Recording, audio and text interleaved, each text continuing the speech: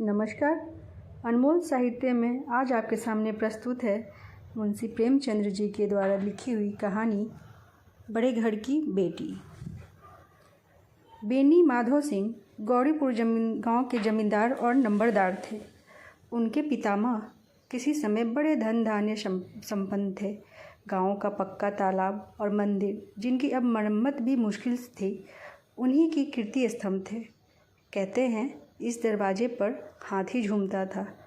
अब उसकी जगह एक बूढ़ी भैंस थी, जिसके शरीर में अस्थि पंजर के सिवा और कुछ शेष न रहा था, पर शायद दूध बहुत देती थी, क्योंकि एक न एक आदमी हाड़ी लिए उसके सिर पर सवार ही रहता था। बेनी माधव सिंह अपनी आधी से अधिक संपत्ति वकीलों को भेंट कर चुके थे। उनकी वर्तमान आय 1000 रुपये वार्षिक से अधिक न थी। ठाकुर साहब के 2 बेटे थे। बड़े बेटे का नाम श्रीकंठ सिंह था। उसने बहुत दिनों के परिश्रम और उद्योग के बाद बीए की डिग्री प्राप्त की थी। अब एक दफ्तर में नौकर था। छोटा लड़का लाल बिहारी सिंह दोहरे बदन का सजीला जवान था। भरा हुआ मुखड़ा, चौड़ी छाती। भैंस का 2 सेर ताज़ा दूध वह उठकर ही सवेरे पी जाता था। श्रीकंठ सिंह की दशा बिल्कुल विपरीत थी। इन नेत्र प्रिय गुणों को उन्होंने बीए इन्हीं 2 अक्षरों पर न्यौछावर कर दिया था। इन 2 अक्षरों ने उनके शरीर को निर्बल और चेहरे को कांतिहीन बना दिया था। इसी से वैदिक ग्रंथों पर उनका विशेष प्रेम था। आयुर्वेदिक औषधियों पर उनका अधिक विश्वास था। शाम सवेरे से उनके कमरे से प्रायः खड़ल की सुरीली कर्णमधुर ध्वनि सुनाई दिया करती थी। लाहौर और कलकत्ते के वैद्यों से बड़ी लिखा पढ़ी रहती थी। श्रीकंठ इस अंग्रेजी डिग्री के अधिपति होने पर भी अंग्रेजी सामाजिक प्रथाओं के विशेष प्रेमी न थे, बल्कि वह बहुधा बड़े जोर से उसकी निंदा और तिरस्कार किया करते थे। इसी से गांव में उनका बड़ा सम्मान था। दशहरे के दिनों में वह बड़े उत्साह से रामलीला में सम्मिलित होते और स्वयं किसी न किसी पात्र का पाठ लेते थे। गौरीपुर में रामलीला के वही जन्मदाता थे। प्राचीन हिंदू सभ्यता का गुणगान उनकी धार्मिकता का प्रधान अंग था। सम्मिलित कुटुंब के तो वह एकमात्र उपासक थे। आजकल स्त्रियों को कुटुंब में मिलजुल कर रहने की जो अरुचि होती है, उसे वह जाति और देश दोनों के लिए हानिकारक समझते थे। यही कारण था कि गांव की ललनाएँ उनकी निंदक थी। कोई तो उन्हें अपना शत्रु समझने में भी संकोच न करती थी। स्वयं उनकी पत्नी को भी इस विषय में उनसे विरोध था। यह इसलिए नहीं कि उसे अपने सास ससुर, देवर या जेठ आदि से घृणा थी, बल्कि उसका विचार था कि यदि बहुत कुछ सहने और तरह देने पर भी परिवार के साथ निर्वाह न हो सके, तो आए दिन की कलह से जीवन को नष्ट करने की अपेक्षा यही उत्तम है कि अपनी खिचड़ी अलग पकाई जाए। आनंदी एक बड़े उच्च कुल की लड़की थी। उसके बाप एक छोटी सी रियासत के ताल्लुकदार थे। विशाल भवन, 1 हाथी, 3 कुत्ते, बाज, बहरी, सिकरे, झाड़फनूस, अनारेसी, मजिस्ट्रेटी और ऋण, जो एक प्रतिष्ठित ताल्लुकदार के भोग्य पदार्थ थे, सभी यहाँ विद्यमान थे। नाम था भूप सिंह। बड़े उदारचित्त और प्रतिभाशाली पुरुष थे, पर दुर्भाग्य से लड़का एक भी न था। 7 लड़कियां हुईं और दैवीय योग से सब की सब जीवित रही। पहली उमंग में तो उन्होंने 3 ब्याह दिल खोल कर किए, पर 15-20 हज़ार रुपयों का कर्ज सिर पर हो गया था, तो आंखें खुली और हाथ समेट लिया। आनंदी चौथी लड़की थी। वह अपनी सब बहनों से अधिक रूपवती और गुणवती थी। इससे ठाकुर भूप सिंह उसे बहुत प्यार करते थे। सुंदर संतान को कदाचित उसके माता पिता भी अधिक चाहते हैं। ठाकुर साहब बड़े धर्म संकट में थे। इसका विवाह कहाँ करें? न तो यही चाहते थे कि ऋण का बोझ बढ़े, और न यही स्वीकार था कि उसे अपने को भाग्यहीन समझना पड़े। एक दिन श्रीकंठ उनके पास किसी चंदे का रुपया मांगने आया। शायद नगरी प्रचार का चंदा था। भूप सिंह उनके स्वभाव पर रीझ गए और धूमधाम से श्रीकंठ के साथ आनंदी का ब्याह हो गया। आनंदी अपने नए घर में आई तो यहाँ का रंग ढंग कुछ और ही देखा। जिस टीम टाम की उसे बचपन से ही आदत पड़ी हुई थी वह यहाँ नाम मात्र को भी न थी। हाथी घोड़ों को तो क्या कहना, कोई सजी हुई सुंदर बहली तक न थी। रेशमी स्लीपर साथ लाई थी, पर यहाँ बाग कहाँ। मकान में खिड़कियाँ तक न थी, न ज़मीन पर फर्श, न दीवार पर तस्वीरें। यह एक सीधा साधा देहाती गृहस्थ का मकान था, किंतु आनंदी ने थोड़े ही दिनों में अपने को इस नई अवस्था के ऐसे अनुकूल बना लिया मानो उसने विलास के सामान को कभी देखे ही न थे। एक दिन दोपहर के समय लाल बिहारी सिंह 2 चिड़िया लिए हुए आया और भावज से बोला, जल्दी पका दो, मुझे भूख लगी है। आनंदी भोजन बनाकर उसकी राह देख रही थी। अब वह नए व्यंजन बनाने बैठी। हांडी में देखा तो घी पाव भर से अधिक न था।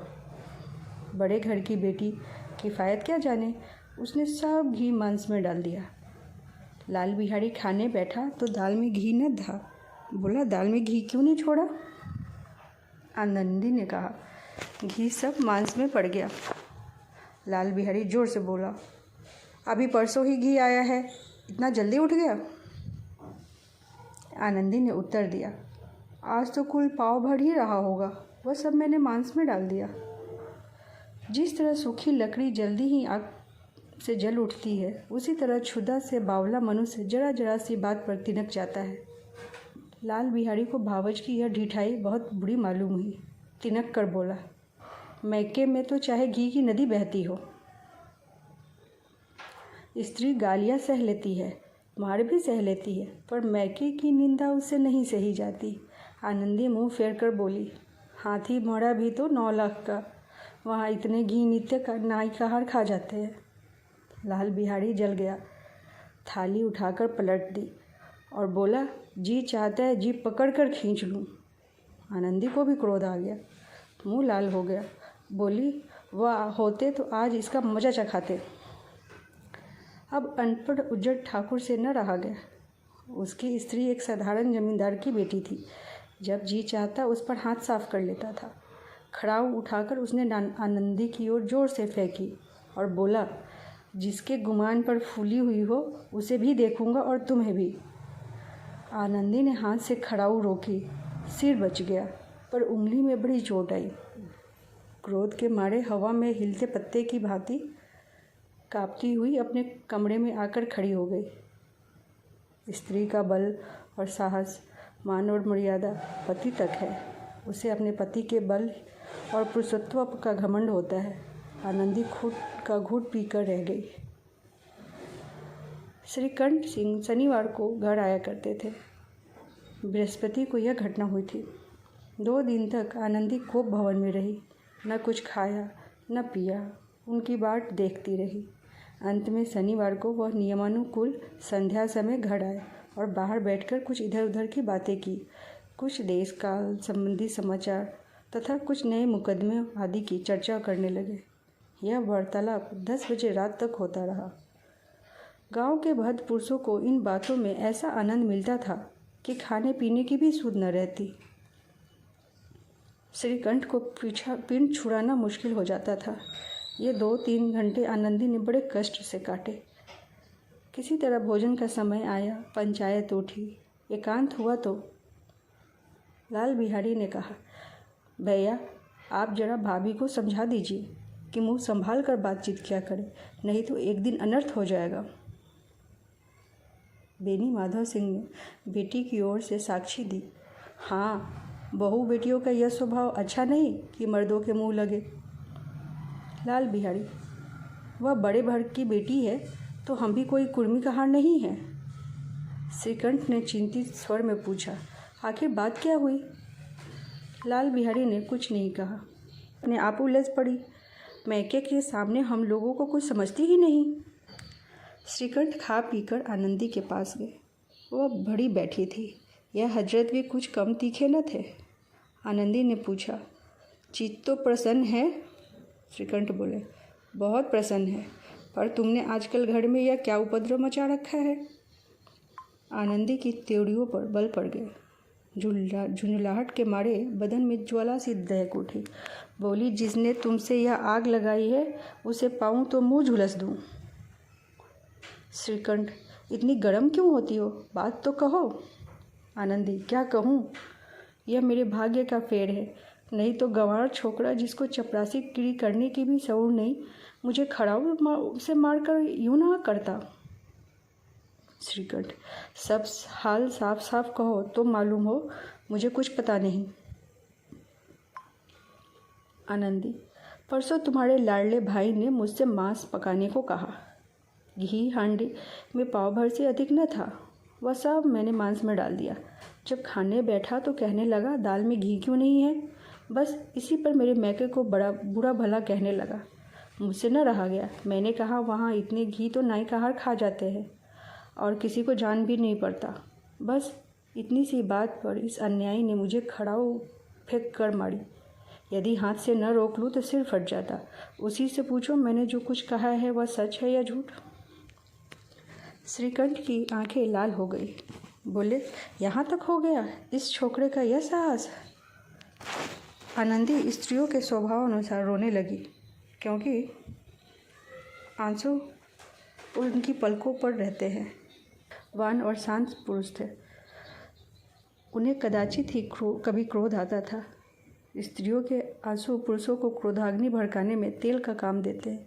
रात भर करवटें बदलते रहे, उद्विग्नता के कारण पलक तक नहीं झपकी। बोले, दादा, इस घर में अब मेरा निवाह न होगा।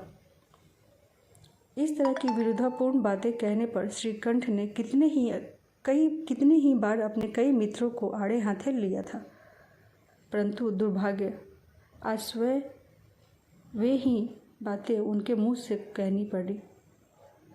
दूसरों को उपदेश देना भी कितना सहज है। बेनी माधव सिंह घबरा उठे और बोले, क्यों? श्रीकंठ, इसलिए कि मुझे भी अपनी मान प्रतिष्ठा का कुछ विचार है। आपके घर में अब अन्याय और हठ का प्रकोप हो रहा है। जिनको बड़ों का आदर सम्मान करना चाहिए वे उनके सिर चढ़ते हैं। मैं दूसरे का नौकर ठहरा घर पर रहता नहीं। यहाँ मेरे पीछे स्त्रियों पर खड़ाऊ और जूतों की बौछारें होती है। कड़ी बात तक की चिंता नहीं, कोई एक दो कह ले वहाँ तक तो मैं सह सकता हूँ, किंतु यह कदापि नहीं सह सकता कि मेरे ऊपर लात घुसे पड़े और मैं दम न मारूँ। बेनी माधव सिंह कुछ जवाब न दे सके। श्रीकंठ सदैव उनका आदर करते थे। उनके ऐसे तेवर देखकर बूढ़ा ठाकुर अवाक रह गया। बोला, बेटा, तुम बुद्धिमान हो कर ऐसी बातें करते हो? स्त्रियां इस घर का नाश कर देती हैं, उनको सिर चढ़ाना अच्छी बात नहीं। श्रीकंठ, इतना मैं भी जानता हूँ, आपके आशीर्वाद से ऐसा मूर्ख नहीं हूँ। आप स्वयं जानते हैं कि मेरे ही समझाने बुझाने से इसी गांव में कई घर संभल गए, पर जिस स्त्री की मान प्रतिष्ठा का ईश्वर के दरबार में उत्तरदाता हूँ, उसके प्रति ऐसा घोर अन्याय और पशुवत व्यवहार मुझे असहाय है। आप सच मानिए, मेरे लिए यही कुछ कम नहीं कि लाल बिहारी को कुछ दंड नहीं देता। अब बेनी माधव सिंह भी गरमाए, ऐसी बातें और न सुन सके। बोले, लाल बिहारी तुम्हारा भाई है, उससे जब कभी भूल चूक हो तो उसके कान पकड़ो। लेकिन श्रीकंठ, लाल बिहारी को मैं अब अपना भाई नहीं समझता। बेनी माधव सिंह, स्त्री के पीछे?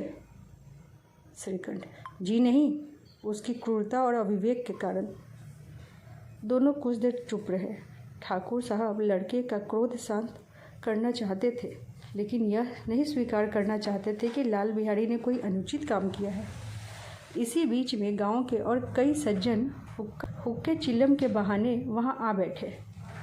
कई स्त्रियों ने जब सुना कि श्रीकंठ पत्नी के पीछे पिता से लड़ने को तैयार है तो उन्हें बड़ा हर्ष हुआ।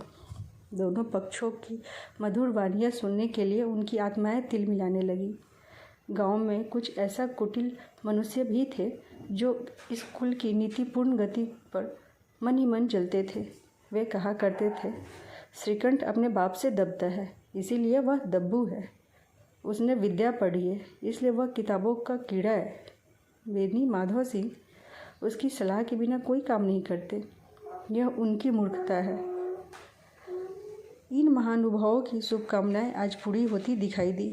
कोई हुक्का पीने के बहाने और कोई लगान की रसीद दिखाने के बहाने आकर बैठ गया। बेनी माधव सिंह पुराने आदमी थे, इन भावों को ताड़ गए। उन्होंने निश्चय किया कि चाहे कुछ क्यों न हो, इन द्रोहियों को ताली बजाने का अवसर न दूंगा। तुरंत कोमल शब्दों में बोले, बेटा मैं तुमसे बाहर नहीं हूँ, तुम्हारा जो चीज़ चाहे करो, अब तो लड़के से अपराध हो गया है। इलाहाबाद का अनुभव रहित झल्लाया हुआ ग्रेजुएट इस बात को न समझ सका। उसे डिबेटिंग क्लब में अपनी बात पर अड़ने की आदत थी। इन हथकंडों को उसे क्या खबर। बाप ने जिस मतलब से बात पलटी थी वह उसकी समझ में नहीं आया। बोला, लाल बिहारी के साथ अब इस घर में नहीं रह सकता। बेनी माधव, बेटा बुद्धिमान लोग मूर्खों की बात पर ध्यान नहीं देते। वह बेसमझ लड़का है, उसे जो कुछ भी भूल हुई उसे तुम बड़े होकर क्षमा करो। श्रीकंठ, उसकी इस दुष्टता को मैं कदापि नहीं सह सकता। या तो वही इस घर में रहेगा या फिर मैं। आपको यदि वह अधिक प्यारा है तो मुझे विदा कीजिए, मैं अपना भार आप संभाल लूँगा। यदि मुझे रखना चाहते हैं तो उससे कहिए कि वह जहाँ चाहे चला जाए। बस मेरा यही अंतिम निश्चय है। लाल बिहारी सिंह दरवाजे की चौखट पर चुपचाप खड़ा बड़े भाई की बातें सुन रहा था। वो उनका बहुत आदर करता था। उसे कभी इतना साहस न हुआ था कि श्रीकंठ के सामने चारपाई पर भी बैठ जाए, हुक्का पी ले या पान खा ले। बाप का भी वो इतना मान न करता था। श्रीकंठ का भी उसके ऊपर हार्दिक स्नेह था। अपने होश में उन्होंने कभी उसे घोड़का तक नहीं था। जब वह इलाहाबाद से आते तो उसके लिए कोई न कोई वस्तु अवश्य लाते। मुदगड़ की जोड़ी उन्होंने ही बनवा दी थी। पिछले साल जब उन्होंने अपने से ड्योढ़े जवान को नागपंचमी के दिन दंगल में पछाड़ दिया तो उन्होंने पुलकित होकर अखाड़े में ही जाकर उसे गले लगा दिया था। 5 रुपये के पैसे लुटाए थे। ऐसे भाई के मुंह से आज ऐसी हृदय विदारक बात सुनकर लाल बिहारी को बड़ी ग्लानि हुई। वो फूट फूट कर रोने लगा। इसमें संदेह नहीं कि वह अपने किए पर पछता रहा था। भाई के आने से एक दिन पहले ही उसकी छाती धड़कती थी कि देखूं भैया क्या कहते हैं, मैं उनके सम्मुख कैसे जाऊंगा, उनसे कैसे बोलूँगा, मेरी आंखें उनके सामने कैसे उठेंगी। उसने समझा था कि भैया मुझे बुलाकर समझा देंगे। इस आशा के विपरीत आज उसने उन्हें ऐसी निर्दयता की मूर्ति बने हुए पाया। वह मूर्ख था, परंतु उसका मन कहता था कि भैया मेरे साथ अन्याय कर रहे हैं। यदि श्रीकंठ उसे अकेले में बुलाकर 2-4 बातें कह देते, इतना ही नहीं 2-4 तमाचे भी लगा देते तो कदाचित उसे इतना दुख न होता। और भाई का यह कहना कि मैं अब इसकी सूरत नहीं देखना चाहता, लाल बिहारी से न सहा गया। वह रोता हुआ घर आया। कोठरी में जाकर कपड़े पहने, आंखें पोंछी, जिससे कोई यह न समझे कि रोता था। तब आनंदी के द्वार पर आकर बोला, भाभी, भैया ने निश्चय किया है कि वह मेरे साथ अब इस घर में न रहेंगे। अब वह मेरा मुंह भी नहीं देखना चाहते, इसलिए अब मैं जाता हूँ। उन्हें फिर मुंह न दिखाऊंगा। मुझसे जो कुछ अपराध हुआ उसे क्षमा करना। यह कहते कहते लाल बिहारी का गला भर आया। जिस समय लाल बिहारी सिंह सिर झुकाए आनंदी के द्वार पर खड़ा था, उसी समय श्रीकंठ सिंह भी आंखें लाल किए बाहर से आए। भाई को खड़ा देखा तो घृणा से आंखें फेर ली और कतरा कर निकल गए, मानो उसकी परछाई से दूर भागते हो। आनंदी ने लाल बिहारी की शिकायत तो की थी, लेकिन अब मन में पछता रही थी। वह स्वभाव से ही दयावती थी। उसे इसका तनिक भी ध्यान न था कि बात इतनी बढ़ जाएगी। वह मन में अपने पति पर झुंझला रही थी। ये इतने गर्म क्यों होते हैं। उस पर यह भय भी लगा हुआ था कि कहीं मुझसे इलाहाबाद चलने को न कहे तो मैं कैसे क्या करूँगी। इस बीच में जब उसने लाल बिहारी को दरवाजे पर खड़े यह कहते सुना कि अब मैं जाता हूँ, मुझसे जो कुछ अपराध हुआ क्षमा करना, तो उसका रहा सहा क्रोध भी पानी हो गया। वह रोने लगी। मन का मैल धोने के लिए नयन जल से उपयुक्त और कोई वस्तु नहीं है। श्रीकंठ को देखकर आनंदी ने कहा, लाला बाहर खड़े बहुत रो रहे हैं। श्रीकंठ, तो मैं क्या करूं? आनंदी, भीतर बुला लो। मेरी जीभ में आग लगे, मैंने कहाँ से यह झगड़ा उठाया। श्रीकंठ, मैं न बुलाऊंगा। आनंदी, पछताओगे, उन्हें बहुत ग्लानि हो गई है, ऐसा न हो कि कहीं चल दे। श्रीकंठ, न उठें। इतने में लाल बिहारी ने फिर कहा, भाभी, भैया से मेरा प्रणाम कह देना। वह मेरा मुख नहीं देखना चाहते, इसलिए मैं अपना मुंह अब उन्हें कभी न दिखाऊंगा। लाल बिहारी इतना कहकर लौट पड़ा और शीघ्रता से दरवाजे की ओर बढ़ा। अंत में आनंदी कमरे से निकली और उसका हाथ पकड़ लिया। लाल बिहारी ने पीछे फिर कर देखा और आंखों में आंसू भरे बोला, मुझे जाने दो। आनंदी, कहाँ जाते हो? लाल बिहारी, जहाँ कोई मेरा मुंह न देखे। आनंदी, मैं न जाने दूंगी। लाल बिहारी, मैं तुम लोगों के साथ रहने के योग्य नहीं हूँ। आनंदी, तुम्हें मेरी सौगंध, अब एक पग भी आगे न बढ़ाना। लाल बिहारी, जब तक मुझे यह न मालूम हो जाए कि भैया का मन मेरी तरफ से साफ हो गया, तब तक मैं इस घर में कदापि न रहूँगा। आनंदी, मैं ईश्वर को साक्षी देकर कहती हूँ कि तुम्हारी ओर से मेरे मन में तनिक भी मैल नहीं है। अब श्रीकंठ का हृदय भी पिघला।